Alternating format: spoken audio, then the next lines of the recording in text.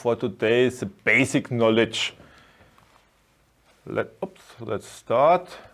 Okay, CT layout parameters. In general, we could really state that the CT requirements for the 7SS85, there have been the same CT requirements for the old 7SS52 systems, and the CT requirements are very low. In the first step, they are quite low in comparison to the high impedance busbar protection. So in the 7SS85, we need no dedicated, no special CT types. Whereas for the high impedance busbar protection, really only the class PX according IEC 644-1 is required. For low impedance busbar protection, we stated and still stated, but in the meantime we are a little bit more, how to say, careful than in the past. We can use different CT types. We can use different CT types, but new is we say don't avoid a mix of different CT types within one scheme. And especially to avoid the mix of class B and the TBZ class, because there is a quite different behavior regarding the DC component and so on. And this might, for sensitive application, may cause problems. Whereas different CT ratios, and if you remember, this was one of the questions. This is no problem at all. That's low impedance busbar protection. We are using a numerical way, and the CT ratios could be matched without any problem. And as already said, in principle, there are as much difficult ratios possible as you have different CTs. That means in case of a large distributed busbar protection with up to 48 CTs, theoretically you can have a different CT ratio for each of this CT, whereas in reality this would be not the case, I guess, because so many different ratios are not available. Absolutely no problem is that the CT core can be shared without any problem with different protective devices. You can use the same CT core for our busbar protection, use the same CT core also for the overcurrent protection or anything else. Whereas in the high impedance busbar protection, really a separate CT core explicitly for the high impedance busbar protection application is required.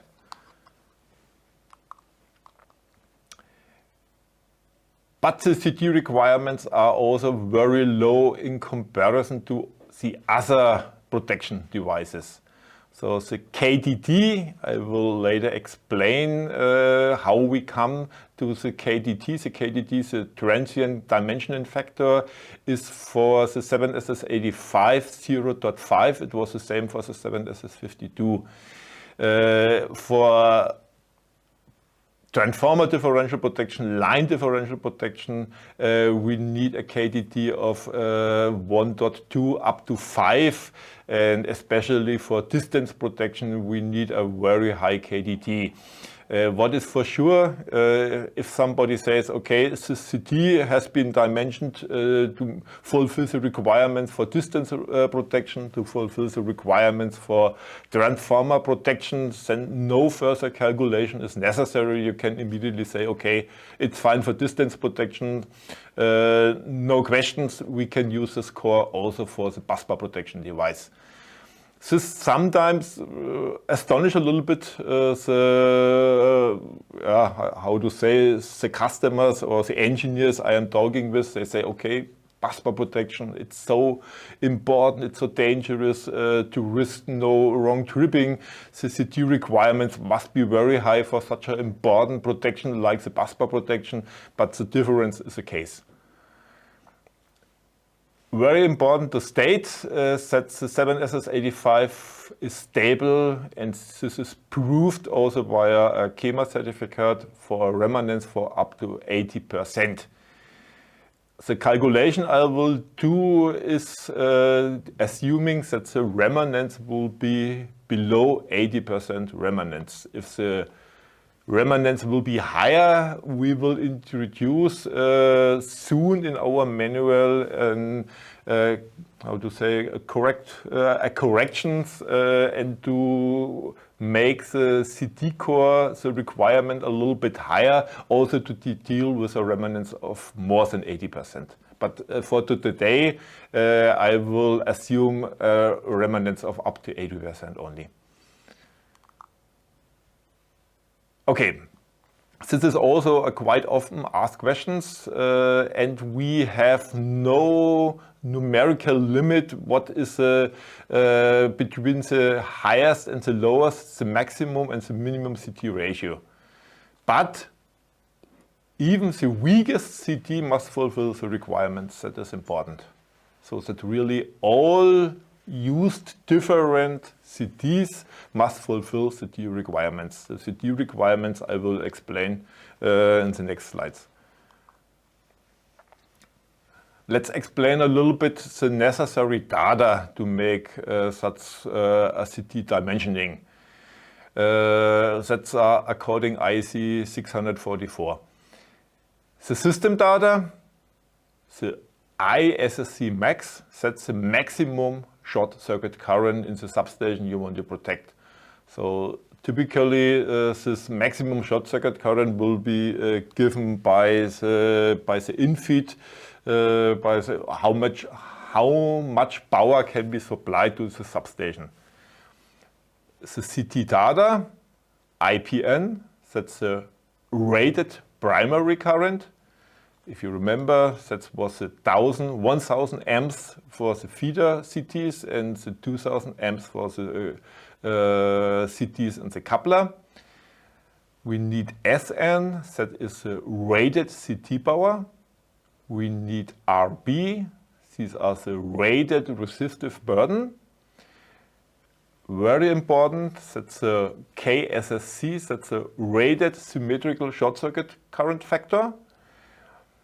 And we need the secondary winding resistive, the resistance of the secondary winding of the primary CT, and with the abbreviation is RCT.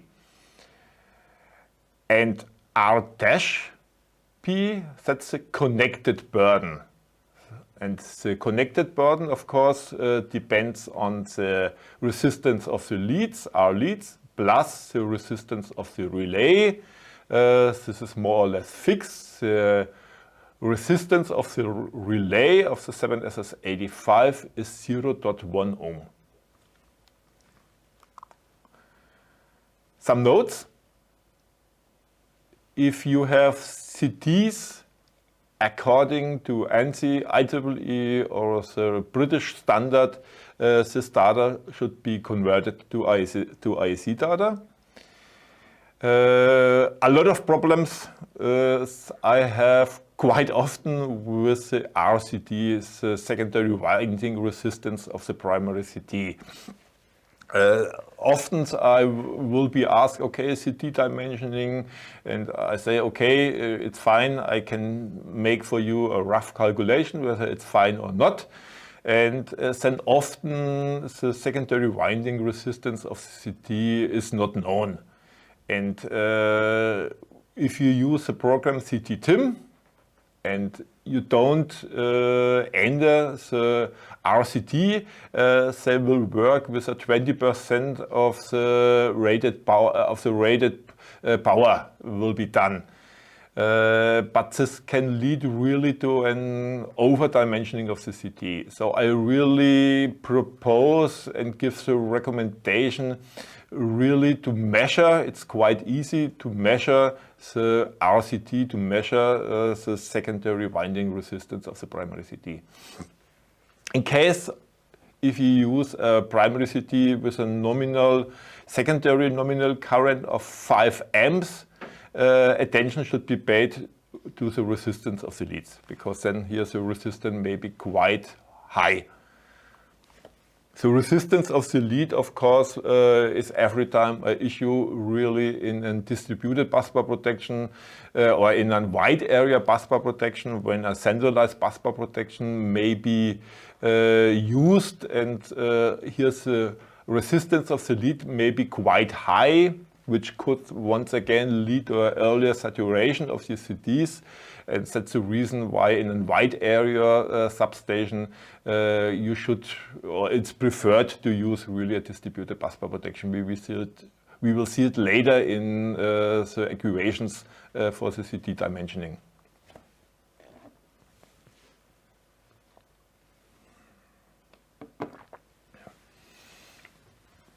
Why is the KTD 0.5 for the 7SS85? First of all, it's very important to understand when really the stabilization factor is important when we have NCD required and when we have a CD saturation. If you remember this slide where we explained the behavior of a CD saturation after around about 3 milliseconds or anything more. You remember with the 1 out of 1 algorithm, which will be blocked when at the very beginning we have a strong peak, a strong increase of the stabilization current, but we are not in the tripping area, and so the 1 out of 1 algorithm will be blocked, and then only the 2 out of 2 algorithm will be work. And it's important to stay that in this phase with a high DC offset, the K factor, whether the K factor is 0.5 or whether the K factor is 0.8, which is the maximum, has no importance. The proper dimension K factor is important in the static state here on the right side here of our simulated fault, when really the DC offset has been declined and has gone back to 0. Because why is this DC offset? Okay, this DC offset may cause an earlier CD saturation, but on the other side it will deliver us a very high stabilizing current. And via our mechanism of this modified stabilizing current, we have so much no problem really to overstand and not to wrongly trip at the beginning of a fault. Really, whether the CD dimensioning is not correct, you will see in the static state, means when the DC component has been declined. So the wrong tripping of an external fault, why? Because the CD is not dimensioned correctly, will typically apply not in the first period. It will apply when the fault will not be cleared fast enough after roundabout, depending on the net constant, after about 100-150 milliseconds. It will apply here, exactly. And here, it's now in the simulation, we say that's the saturation time, the time of saturation. And to make a roughly calculation, we can say the limit of the stability is really given when the differential current is the same like the stabilization factor multiplied with the modified stabilization current, according to our tripping characteristic. Let's assume, because we need a safety margin also, let's work with a stabilization factor of 0.5. So we get at the time of the saturation that the maximum differential current is the same, you will see here, like the short circuit current. Or in other words, the stabilization factor K multiplied with the maximum stabilization current. So that's 0.5. That's our stabilization factor here in our case. And 2 times the short circuit current. And so here really the differential current is the short circuit current. And if you look now here once again to the diagram, and this leads directly to the state that the KTT is 0.5. And 0.5 means that the CT must be able to transmit the half of the short circuit current. Because at the half, at omega multiplied with the saturation time, 90 degrees for a 50 Hertz system, this means 5 milliseconds.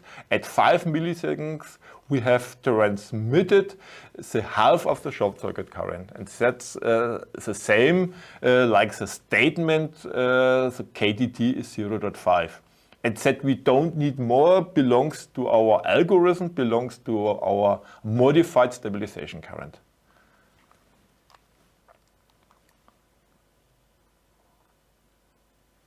Let's a little bit think about this stabilizing factor K. As already said, only in the steady state, when the DC component has been declined, the K factor has really an influence to the stability. And that directly leads to the statement I have shown. A wrong tripping in an external fault due to wrong CT dimensioning will occur mostly in the steady state, means will happen 100 milliseconds after fault injection. With the saturation free time of omega multiplied with Tsat more than 90 degrees, means the saturation free time is more than 5 milliseconds in a 50 Hertz system. Oops, thanks. We can remain with the default setting of 0.65. As we learned, with a stabilization factor of 0.5, we are exactly at the limit. And we don't want to be with the stability at the limit with the busbar protection. So we all, every time, have to calculate a little bit a safety margin also. If the saturation free time is less than 90 degrees, means the saturation free time is less than 5 milliseconds for 50 Hertz systems, then we should simulate this with the program, the CT-TIM program, really to determine the required K factor. Here really a detailed calculation is quite complicated. To give you a rough impression how the K factor in dependency of the saturation free times looks like. You have a look to these characteristics on the right side. Here we have the saturation free time for 50 Hertz systems. And you will see when the K factor will be 0.5 every time when there is a higher saturation free time than 5 milliseconds. And the minimum saturation free time, and so that's around about 2 milliseconds, then we should use a K factor of 0.8. But whereas that's pure calculation without safety margin, so in reality I have said for a saturation free time of 5 milliseconds we should use the stabilization factor of 0.65. And even with a higher stabilization factor of 0.8 should be used in the maximum, you see it here in this table, for saturation free time of around about 2 milliseconds and 2.15 milliseconds around about. Okay, let's a little bit calculate. And let's talk a little bit about abbreviations. That's every time not so easy, and in different literature and in different manuals there are different abbreviations used for the more or less same terms. The required symmetrical short circuit factor, that's the KTT 0.5 for the 7SS85. Multiplied with the maximum short circuit current of the substation divided by the primary rated current. So all these considerations must be done for each CT, for each different CT type with maybe different ratios. If they are used every time the same CT with the same CT ratio, of course, you can do this calculation only once. We need the effective symmetrical short circuit factor, or in our manual now also used as the operational ALF. That's ALF, oh, I do not know, that's a limiting factor, the accuracy limiting factor it's called.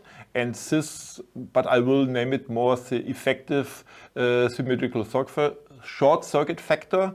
That's the rated symmetrical short circuit factor multiplied with the rated burden plus the primary resistance of the CT divided with the connected burden plus the primary resistance of the CT. And the CT is fine if the effective symmetrical short circuit factor is higher than the required. And in addition, due to the limit of the measuring range, you have to see whether the maximum short circuit factor divided by the primary rated current is smaller than 100. Okay. A small example. We have a busbar protection. We have a transformer with a primary current of 600 and the secondary rated current is 1 amp. We have a 5P10 CT type with a rated power of 15 VA. The resistance of the secondary winding is 4 ohms. We have leads, they are 50 meters, and we have copper. The leads are copper with a cross-sectional area of 4 square millimeters. And as already said, the burden of the relay, the burden of the 7SS85 is 0.1 ohm. The maximum short circuit current is 30 kiloamps. We start with the required symmetrical short circuit factor. That's the KTT of the device multiplied with the maximum short circuit current divided by the primary rated current. That's 0.5 multiplied with 30 kiloamps divided with 600 amps. So the required symmetrical short circuit factor is 25. Let's come to the operational symmetrical short circuit factor. Here we need some additional calculations. The resistance of the leads, that's 2 times the specific resistance multiplied with length divided with the cross-sectional area. That's 2 times 0.0179 multiplied with the 50 meters divided by the 4 square millimeters, and you will see also with the dimension everything is fine, so the outcome is 0.45 ohms. The rated burden, that's the rated power of the CT divided with the secondary rated current squared, so that's this 15 VA divided with 1 amps squared, so the RP is 15 ohms. So the effective symmetrical short circuit factor, or the operational ALF, is the rated symmetrical short circuit factor multiplied with the rated burden plus the resistance of the CT divided to the connected burden plus the resistance of CT. So that's 10. So that's this rated. This after this 5P10. That's a rated symmetrical short circuit factor, and 15 plus 4 divided with 0.55. The 0.5 are the 0.45 plus the 0.1 of the relay of the burden. So that's this 0.55 plus 4. So the effective symmetrical short circuit factor is 42. And so the effective symmetrical short circuit factor is higher than the required, so it's fine. And we have to check also the limit of the operational. So that's 30 kE divided with 600, that's 50, and that's smaller than 100. And so in this case, everything is fine. CCD is correctly dimensioned. If not, if according to this calculation it comes to a problem, as already mentioned, we should start and dimensioning with the program CTTIM and to find out whether it will be still possible to fix this, that the CT will not fulfill this equation, to fix it with a higher K factor. And that's so here's this CT